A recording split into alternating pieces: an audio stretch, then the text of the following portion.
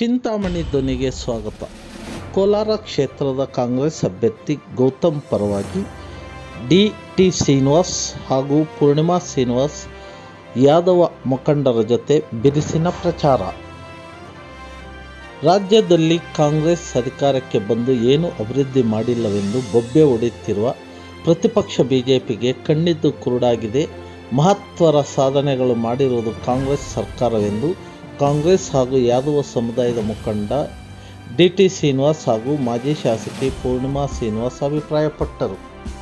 ಚಿಂತಾಮಣಿ ತಾಲೂಕಿನ ಹಿರೇಕೆಟಗೇನಹಳ್ಳಿ ಗ್ರಾಮ ಪಂಚಾಯಿತಿ ವ್ಯಾಪ್ತಿಯಲ್ಲಿರುವ ನೆನ್ನಕಲ್ಲು ಗ್ರಾಮಕ್ಕೆ ಕಾಂಗ್ರೆಸ್ MLC ಅಭ್ಯರ್ಥಿ ಮತ್ತು ಕಾಂಗ್ರೆಸ್ ಮುಖಂಡ ಡಿ.ಟಿ. ಶ್ರೀನಿವಾಸ್ ಮತ್ತು ಮಾಜಿ ಶಾಸಕಿ ಪೂರ್ಣಿಮಾ ಶ್ರೀನಿವಾಸ್ ಭೇಟಿ ನೀಡಿ ಯಾದವ ಗೊಲ್ಲ ಸಮುದಾಯದ ಮುಖಂಡರೊಂದಿಗೆ ಸಭೆ ನಡೆಸಿ ಕೋಲಾರ ಕ್ಷೇತ್ರದ ಕಾಂಗ್ರೆಸ್ ಅಭ್ಯರ್ಥಿ ಗೌತಮ್ ಪರವಾಗಿ ಮತ ನೀಡುವಂತೆ ಮನವಿ ಮಾಡಿ ಮಾತನಾಡಿದರು.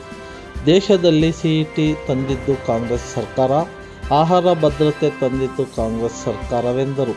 ಉಳುವವನೇ ಭೂಮಿ ಒಡೆಯ ಹಕ್ಕು ನೀಡಿದ್ದು, ಶಿಕ್ಷಣದ ಹಕ್ಕು, ಮೂಲಭೂತಗಳ ಸೌಕರ್ಯಗಳನ್ನು, ಶಾಲೆಗಳನ್ನು ತೆರೆದಿದ್ದು, ಪಿಂಚಣಿ ವ್ಯವಸ್ಥೆ ಜಾರಿಗೆ ತಂದಿದ್ದು, ಹಾಗೆ ಎಲ್ಲ ತಂದಿರೋದು ಕಾಂಗ್ರೆಸ್ ಸರ್ಕಾರ. ಅವರು ತಂದಿರುವ ಯೋಜನೆಗಳನ್ನು ಬಣ್ಣ ಹೊಡೆದಿರುವುದೇ ನೀವು ಮಾಡಿರುವುದು ಘನಂದಾರಿ ಕಾರ್ಯವೆಂದು ಕುಟುಕಿ ಮಾತನಾಡಿದರು. ಬಿಜೆಪಿಗೆ ಬುದ್ಧಿ ಕಲಿಸುತ್ತಾರೆ ಎಂದು ಹೇಳಿದರು. ಸನಾತನ ಧರ್ಮ ಎಂದು ಹೇಳಿಕೊಳ್ಳುವರು ನಾವು ಹುಟ್ಟಿನಿಂದಲೂ ಶ್ರೀರಾಮನಿಗೆ ಪೂಜೆಯನ್ನು ಮಾಡಿಕೊಂಡು ಬಂದಿದ್ದೇವೆ.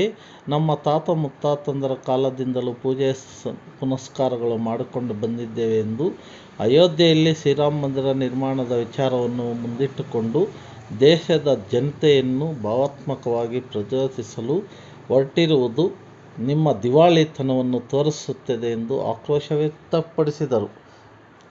ಇಂತಹ ಯಾವುದೇ ಸುಳ್ಳುಗಳಿಗೆ ನೀವು ಕಿವಿಗೊಡದೆ ನಮ್ಮ ಸಮುದಾಯದ ಎಲ್ಲರೂ ಕೋಲಾರ ಕ್ಷೇತ್ರದ ಕಾಂಗ್ರೆಸ್ ಅಭ್ಯರ್ಥಿ KV ಗೌತಮ್ ಅವರಿಗೆ ಮತ ನೀಡಿ ಅತಿ ಹೆಚ್ಚಿನ ಮತಗಳಿಂದ ಜಯಗಳಿಸಬೇಕೆಂದು ಕೋರಿದರು. ಈ ಸಂದರ್ಭದಲ್ಲಿ ಮುಖಂಡರಾದ ಮುದ್ದಪ್ಪ, ಪುಂಗನೂರು ನಾರಾಯಣಸ್ವಾಮಿ, ನಿಡುಗುರು ಕೆ. ಸೊಣ್ಣಪ್ಪ, ಹುಲಗುಮ್ಮನಹಳ್ಳಿ ಅಂಬರೀಶ್, ಬಾಲರಾಜು, ದಂಡಪಾಳ್ಯ ಅಶ್ವತ್ಥಪ್ಪ, ಮುನಿಯಪ್ಪ, ಆಂಜಪ್ಪ, ನಾಗರಾಜ್ ಸೇರಿದಂತೆ ಇನ್ನೂ ಹಲವಾರು ಮುಖಂಡರು ಹಾಗೂ ಸಮುದಾಯದವರು ಉಪಸ್ಥಿತರಿದ್ದರು.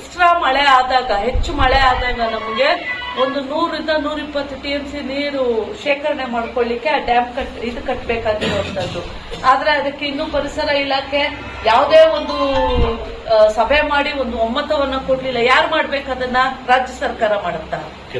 ಕೇಂದ್ರ ಸರ್ಕಾರ ಮಾಡಬೇಕು, ಮಾಡ್ತಾ ಇಲ್ಲ. ಮತ್ತು ಚಿತ್ರದುರ್ಗ ಪಕ್ಕದಲ್ಲಿ ಈ ಜಿಲ್ಲೆಗಳಿಗೆ ಅನುಕೂಲ ಆಗುತ್ತೆ. ಚಿಕ್ಕಮಗಳೂರು ಜಿಲ್ಲೆಗೆ ಭದ್ರಾ ಯೋಜನೆ 5,300 ಕೋಟಿ ರೂಪಾಯಿ ಕೊಡ್ತೀವಿ ಅಂತ ಹೇಳಿದ್ರು ಕೇಂದ್ರ ಸರ್ಕಾರ. ಬಜೆಟ್ ಅಲ್ಲಿ ನಿರ್ಮಲಾ ಸೀತಾರಾಮನ್ ಅವರು ಘೋಷಣೆ ಮಾಡಿದ್ರು. ಬಟ್ ಅದು ₹1 ಬಿಡುಗಡೆ ಮಾಡಿಲ್ಲ. ಅದರ ರಾಜ್ಯ ಸರ್ಕಾರ ಸುಮ್ಮನೆ ಕೂತಿಲ್ಲ. 1,200 ಕೋಟಿ ರೂಪಾಯಿ ರಾಜ್ಯ ಸರ್ಕಾರ ಬಿಡುಗಡೆ ಮಾಡಿದೆ ಕೆಲಸ ನಿಲ್ಲಬಾರ್ದು ಅಂತ ಹೇಳಿ. ಹಾಗಾಗಿ ಸಾಕಷ್ಟು ವಿಷಯಗಳು ನಾವು ಮುಂದೆ ಇದ್ದಾವೆ ಚರ್ಚೆ ಮಾಡಲಿಕ್ಕೆ, ನಾವು ತುಲನೆ ಮಾಡಲಿಕ್ಕೆ, ನಾವು ಯಾಕೆ ಕಾಂಗ್ರೆಸ್ ಪಕ್ಷಕ್ಕೆ ಮತ ಹಾಕಬೇಕು ಅನ್ನೋದಕ್ಕೆ. ಇವತ್ತು ನಾವು ತಿನ್ನುವಂತ ಉಪ್ಪಿಗೂ ಕೂಡ ನಾವು ಟ್ಯಾಕ್ಸ್ ಕಟ್ತಾ ಇದ್ದೀವಿ, GST ಕಟ್ತಾ ಇದ್ದೀವಿ. ಸೊ ಹಾಗಾಗಿ ಮತ್ತು ಟ್ಯಾಕ್ಸ್ ತಾರತಮ್ಯ ಸುಪ್ರೀಂ ಕೋರ್ಟ್ ವರ್ಗೂ ಹೋಗಿದ್ದಾರೆ ಕೇಂದ್ರ ರಾಜ್ಯ ಸರ್ಕಾರ. ಕಾಂಗ್ರೆಸ್ ಪಕ್ಷ ಖಂಡಿತ ಇನ್ಕ್ಲೂಡಿಂಗ್ ನನ್ನ ಕುಟುಂಬನೂ ಸೇರಿ ಇವತ್ತೊಂದು ಉದಾಹರಣೆ ಹೇಳ್ತೇನೆ. ನನ್ನ ಕುಟುಂಬದಲ್ಲಿ ಆವತ್ತು ಒಂದು ಸಣ್ಣ ಜಾತಿ ನಮ್ದೆಲ್ಲ, ನಮ್ಮ ಗೊಲ್ಲರ ಯಾದವ್ ಜಾತಿ ಅಂದರೆ ಒಂದು ಸಣ್ಣ ಜಾತಿ. ಎ. ಕೃಷ್ಣಪ್ಪನವ್ರನ್ನ ಗುರುತಿಸಿ 84-85 MLA ಮಾಡಿದ್ರು. ಅವರೊಬ್ಬ ಕಾರ್ಮಿಕ ನಾಯಕರಾಗಿದ್ದರು. MLA ಮಾಡಿದ್ಮೇಲೆ ಕಾಂಗ್ರೆಸ್ ಪಕ್ಷ ಅವ್ರನ್ನ ಮಿನಿಸ್ಟರ್ ಮಾಡಿದ್ರು. ನಮ್ಮ ಸಮಾಜಕ್ಕೆ ಒಂದು ರೆಪ್ರೆಸೆಂಟೇಷನ್ ಕೊಟ್ಟು ಒಂದು ಶಕ್ತಿ ಕೊಡ್ತು, ಹೌದಲ್ಲ? ಆಮೇಲೆ ಬೇರೆ ಬೇರೆ ಪಕ್ಷದವ್ರು ಮನೆ ಹತ್ರ ಬರ್ಬೋದು. ಅವತ್ತು ಕಾಂಗ್ರೆಸ್ ಗೊತ್ತಿಲ್ಲ ಅಂದರೆ ಯಾರು ಬರ್ತಾರೆ? ಬರೋಕ್ಕೆ ಸಾಧ್ಯ ಐತೆ? ಅದೇ ನಿಟ್ಟಿನಲ್ಲಿ ಖಂಡಿತ ಕಡೆಗಣಿಸಿಲ್ಲ. ಮೊನ್ನೆ ಕೆ. ಎಚ್. ಮುನಿಯಪ್ಪನವ್ರು ಹೇಳಿದ್ದಾರೆ, ಯಾಕಂದರೆ ನಾನು ಸಹ ಗೌತಮ್ಗೆ ಪರವಾಗಿ ಕೆಲಸ ಮಾಡ್ತೇನೆ, ನಮ್ದು ಯಾವುದೇ ವೈಮನಸ್ಯ ಇಲ್ಲ ಅಂತೇಳಿ ಮಾಧ್ಯಮದ ಮುಖಾಂತರ ಹೇಳಿದ್ದಾರೆ. ಹಾಗಾಗಿ ಆ ಥರದ್ದು ಏನೂ ಇಲ್ಲ. ಹಾಗಾಗಿ 10 ವರ್ಷಗಳಲ್ಲಿ ರಾಷ್ಟ್ರದ 140 ಕೋಟಿ ಜನಕ್ಕೆ ಅರ್ಥ ಆಗದೆ ಇರೋದು ಈಗ ಅರ್ಥ ಆಗಿದೆ. ಖಂಡಿತ ಅದು ಒಳ್ಳೆ ಒಂದು ರಿಸಲ್ಟ್ ಕೊಡುತ್ತೆ. ಸಾಕಷ್ಟು ಮಾಧ್ಯಮ ಈಗ ಮೊನ್ನೆ ತಾಣದಲ್ಲಿ ರಾಹುಲ್ ಗಾಂಧಿ ನ್ಯಾಯಯಾತ್ರೆಯಲ್ಲಿ ಲಕ್ಷಾಂತರ ಜನ ಸೇರಿದ್ದಾರೆ. ಬಟ್ ಯಾವುದೇ ಮೀಡಿಯಾದಲ್ಲಿ ತೋರಿಸ್ಲಿಲ್ಲ. ಆದರೆ ಜನರ ಮನಸ್ಸೊಳಕ್ಕೆ ಹೋಗಿದ್ದಾರೆ. ಹೇಳ್ರಿ, ನೀವೇ ಹೇಳ್ರಿ, ಈ ರಾಷ್ಟ್ರದಲ್ಲಿ ಇದುವರೆಗೂ ಸ್ವತಂತ್ರ ಬಂದು 76-77 ವರ್ಷದಲ್ಲಿ ಯಾರಾದರೂ ಕಾಶ್ಮೀರ ಟು ಕನ್ಯಾಕುಮಾರಿ ಅಥವಾ ಎರಡೂ ಕಡೆ ಕಾಲ್ನಡಿಗೆಯಲ್ಲಿ ಪ್ರವಾಸ ಮಾಡಿ ಜನರ ಕಷ್ಟ ಸುಖಗಳಿಗೋಸ್ಕರ ನಾವಿರ್ತೀವಿ ಅಂತ ಹೇಳಿರುವಂಥ ನಾಯಕರಿದ್ರೆ ರಾಹುಲ್ ಗಾಂಧಿ ಮಾತ್ರ. ಈ ದೇಶಕ್ಕೋಸ್ಕರ ಪ್ರಾಣ ಕೊಟ್ಟಿವರು ಯಾರಾದರೂ ಇದ್ರೆ ಇಂದಿರಾ ಗಾಂಧಿ ಕುಟುಂಬ ಮಾತ್ರ. ಈ ದೇಶದಲ್ಲಿ ಆಸ್ತಿಯನ್ನ ಮಾರಿ ರಾಷ್ಟ್ರಕ್ಕೆ ಮೊದಲು ಸರ್ಕಾರ ಬಂದ ಕೊಟ್ಟಿರೋರು ಮಾತ್ರ ನೆಹರು ಕುಟುಂಬ ಮಾತ್ರ.